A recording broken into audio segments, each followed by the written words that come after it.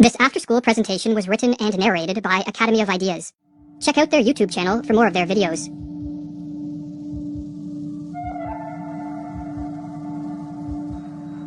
The masses have never thirsted after truth. They turn aside from evidence that is not to their taste, preferring to deify error if error seduce them. Whoever can supply them with illusions is easily their master. Whoever attempts to destroy their illusions is always their victim. According to the psychologist Carl Jung, the greatest threat to civilization lies not with the forces of nature, nor with any physical disease, but with our inability to deal with the forces of our own psyche. We are our own worst enemies, or as the Latin proverb puts it, man is a wolf to man. In Civilization in Transition, Jung states that this proverb is a sad yet eternal truism, and our wolf-like tendencies come most prominently into play at those times of history when mental illness becomes the norm rather than the exception in a society, a situation which Jung termed a psychic epidemic. Indeed, it is becoming ever more obvious, he writes, that it is not famine, not earthquakes, not microbes, not cancer, but man himself, who is man's greatest danger to man, for the simple reason that there is no adequate protection against psychic epidemics, which are infinitely more devastating than the worst of natural catastrophes. In this video, we are going to explore the most dangerous of all psychic epidemics, the mass psychosis. A mass psychosis is an epidemic of madness, and it occurs when a large portion of a society loses touch with reality and descends into delusions. Such a phenomenon is not a thing of fiction. Two examples of mass psychoses are the American and European witch hunts of the 16th and 17th centuries, and the rise of totalitarianism in the 20th century. During the witch hunts, thousands of individuals, mostly women, were killed, not for any crimes they committed, but because they became the scapegoats of societies gone mad. In some Swiss villages, writes Francis Hill, there were scarcely any women left alive after the frenzy had finally burned itself out. When a mass psychosis occurs, the results are devastating. Jung studied this phenomenon and wrote that the individuals who make up the infected society become morally and spiritually inferior. They sink unconsciously to an inferior intellectual level. They become more unreasonable, irresponsible, emotional, erratic, and unreliable, and worst of all, crimes the individual alone could never stand are freely committed by the group smitten by madness. What makes matters worse is that those suffering from a mass psychosis are unaware of what is occurring. For just as an individual gone mad cannot step out of his mind to observe the errors in his ways, so too there is no Archimedean point from which those living through a mass psychosis can observe their collective madness. But what causes a mass psychosis? To answer this question, we must first explore what drives an individual mad. While there are many potential triggers of madness, such as an excessive use of drugs or alcohol, brain injuries, and other illnesses, these physical causes will not concern us here. Our concern is with psychological, or what are called psychogenic triggers, as these are the most common culprits of the mass psychosis. The most prevalent psychogenic cause of a psychosis is a flood of negative emotions, such as fear or anxiety, that drives an individual into a state of panic. When in a state of panic, an individual will naturally seek relief, as it is too mentally and physically draining to subsist in this hyper-emotional state. While escaping from the state of panic can be accomplished through adaptive means, such as facing up to and defeating the fear-generating threat, another way to escape is to undergo a psychotic break. A psychotic break is not a descent into a state of greater disorder, as many believe, but a reordering of one's experiential world, which blends fact and fiction, or delusions and reality, in a way that helps end the feelings of panic. Silvano Arietti, one of the 20th century's foremost authorities on schizophrenia, explains the psychogenic steps that lead to madness. Firstly, there is the phase of panic, when the patient starts to perceive things in a different way, is frightened on account of it, appears confused, and does not know how to explain the strange things that are happening. The next step is what Arietti calls a phase of psychotic insight, whereby an individual succeeds in putting things together by devising a pathological way of seeing reality which allows him to explain his abnormal experiences. The phenomenon is called insight because the patient finally sees meaning and relations in his experiences. But the insight is psychotic because it is based on delusions, not on adaptive and life-promoting ways of relating to whatever threats precipitated the panic. The delusions, in other words, allow the panic-stricken individual to escape from the flood of negative emotions, but at the cost of losing touch with reality, and for this reason, Arietti says that a psychotic break can be viewed as an abnormal way of dealing with an extreme state of anxiety. If a panic-triggering flood of negative emotions in a weak and vulnerable individual can trigger a psychotic break, then a mass psychosis can result when a population of weak and vulnerable individuals is driven into a state of panic by threats real, imagined, or fabricated. But as delusions can take many forms, and as madness can manifest in countless ways, the specific manner in which a mass psychosis unfolds will differ based on the historical and cultural context of the infected society. But in the modern era, it is the mass psychosis of totalitarianism that appears to be the greatest threat. Totalitarianism, writes Arthur Versluis, is the modern phenomenon of total centralized state power, coupled with the obliteration of individual human rights. In the totalized state, there are those in power, and there are the objectified masses, the victims. In a totalitarian society, the population is divided into two groups, the rulers and the ruled, and both groups undergo a pathological transformation. The rulers are elevated to an almost godlike status, which is diametrically opposed to our nature as imperfect beings who are easily corrupted by power. The masses, on the other hand, are transformed into the dependent subjects of these pathological rulers, and take on a psychologically regressed and childlike status. Hannah Arendt, one of the 20th century's preeminent scholars of this form of rule, called totalitarianism an attempted transformation of human nature itself. But this attempted transformation only turns sound minds into sick minds. For as the Dutch medical doctor who studied the mental effects of living under totalitarianism wrote, there is in fact much that is comparable between the strange reactions of the citizens of totalitarianism and their culture as a whole, on the one hand, and the reactions of the sick schizophrenic on the other. The social transformation that unfolds under totalitarianism is built upon and sustained by delusions. For only deluded men and women regress to the childlike status of obedient and submissive subjects, and hand over complete control of their lives to politicians and bureaucrats. Only a deluded ruling class will believe that they possess the knowledge, wisdom, and acumen to completely control society in a top-down manner. And only when under the spell of delusions would anyone believe that a society composed of power-hungry rulers on the one hand, and a psychologically regressed population on the other, will lead to anything other than mass suffering and social ruin. But what triggers the psychosis of totalitarianism? As was explored in the previous video of this series, the mass psychosis of totalitarianism begins in a society's ruling class. The individuals that make up this class, be it politicians, bureaucrats, or crony capitalists, are very prone to delusions that augment their power, and no delusion is more attractive to the power-hungry than the delusion that they can and should control and dominate a society. When a ruling elite becomes possessed by a political ideology of this sort, be it communism, fascism, or technocracy, the next step is to induce a population into accepting their rule by infecting them with the mass psychosis of totalitarianism. This psychosis has been induced many times throughout history, and as Mirlu explains, it is simply a question of reorganizing and manipulating collective feelings in the proper way. The general method by which the members of a ruling elite can accomplish this end is called menticide, with the etymology of this word being a killing of the mind, and as Mirlu further explains, menticide is an old crime against the human mind and spirit, but systematized anew. It is an organized system of psychological intervention and judicial perversion through which a ruling class can imprint their own opportunistic thoughts upon the minds of those they plan to use and destroy. Priming a population for the crime of menticide begins with the sowing of fear. When an individual is flooded with negative emotions, such as fear or anxiety, he or she is very susceptible to a descent into the delusions of madness. Threats, real, imagined, or fabricated, can be used to sow fear, but a particularly effective technique is to use waves of terror.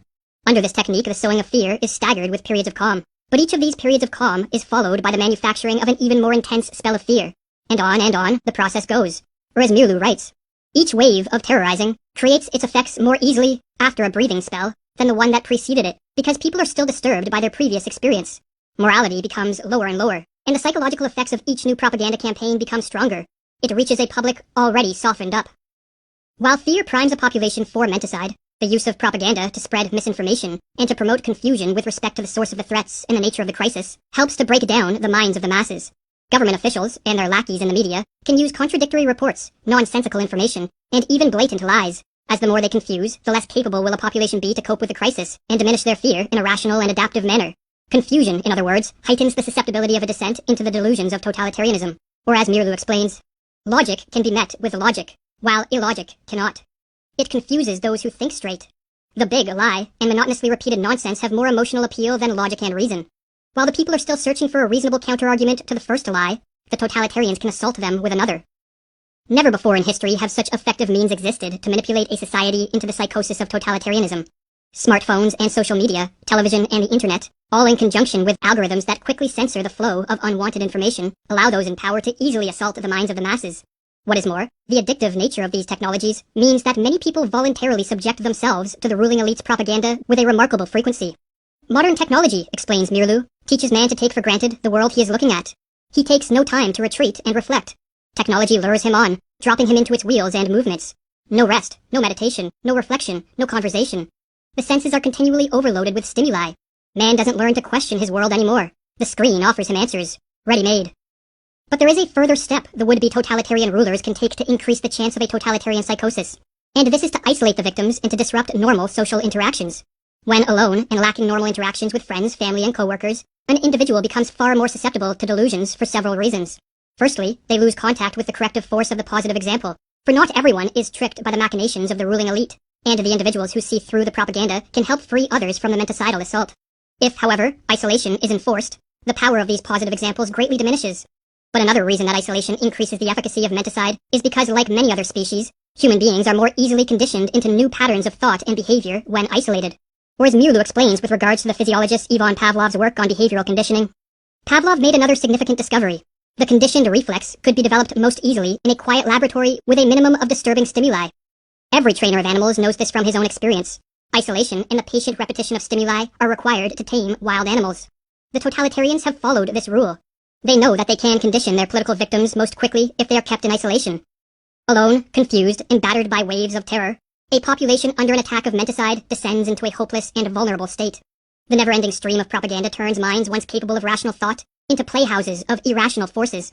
And with chaos swirling around them and within them, the masses crave a return to a more ordered world. The would-be totalitarians can now take the decisive step.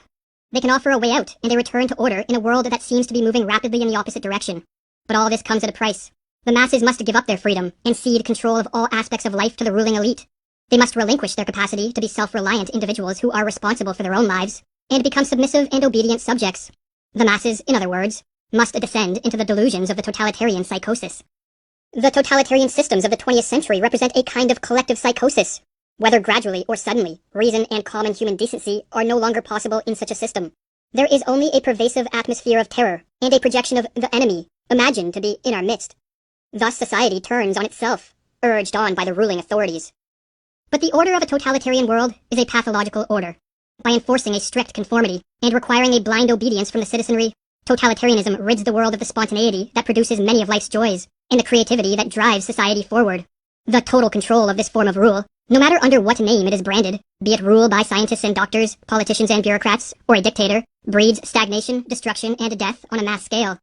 And so perhaps the most important question facing the world is how can totalitarianism be prevented? And if a society has been induced into the early stages of this mass psychosis, can the effects be reversed? While one can never be sure of the prognosis of a collective madness, there are steps that can be taken to help effectuate a cure. This task, however, necessitates many different approaches from many different people. For just as the menticidal attack is multi-pronged, so too must be the counterattack. According to Carl Jung, for those of us who wish to help return sanity to an insane world, the first step is to bring order to our own minds, and to live in a way that provides inspiration for others to follow. It is not for nothing that our age cries out for the Redeemer personality, for the one who can emancipate himself from the grip of the collective psychosis, and to save at least his own soul, who lights a beacon of hope for others, proclaiming that here is at least one man who has succeeded in extricating himself from the fatal identity with the group psyche. But assuming one is living in a manner free of the grip of the psychosis, there are further steps that can be taken. Information that counters the propaganda should be spread as far and as wide as possible, for the truth is more powerful than the fiction and falsities peddled by the would-be totalitarian rulers, and so their success is in part contingent on their ability to censor the free flow of information. Another tactic is to use humor and ridicule to delegitimize the ruling elite, or as Murlu explains, we must learn to treat the demagogue and aspirant dictators in our midst with the weapon of ridicule. The demagogue himself is almost incapable of humor of any sort, and if we treat him with humor, he will begin to collapse. A tactic recommended by Václav Havel, a political dissident under Soviet communist rule, who later became president of Czechoslovakia, is the construction of what are called parallel structures. A parallel structure is any form of organization, business, institution, technology, or creative pursuit that exists physically within a totalitarian society, yet morally outside of it. In communist Czechoslovakia, Havel noted that these parallel structures were more effective at combating totalitarianism than political action. Furthermore, when enough parallel structures are created, a second culture, or parallel society, spontaneously forms and functions as an enclave of freedom and sanity within a totalitarian world. Or as Havel explains in his book, The Power of the Powerless. What else are parallel structures than an area where a different life can be lived? A life that is in harmony with its own aims, and which in turn structures itself in harmony with those aims. What else are those initial attempts at social self-organization than the efforts of a certain part of society to rid itself of the self-sustaining aspects of totalitarianism, and thus, to extricate itself radically from its involvement in the totalitarian system? But above all else, what is required to prevent a full descent into the madness of totalitarianism is action by as many people as possible. For just as the ruling elite do not sit around passively, but instead take deliberate steps to increase their power, so too, an active and concerted effort must be made to move the world back in the direction of freedom. This can be an immense challenge in a world falling prey to the delusions of totalitarianism, but as Thomas Paine noted, tyranny, like hell, is not easily conquered. Yet we have this consolation with us, that the harder the conflict, the more glorious the triumph.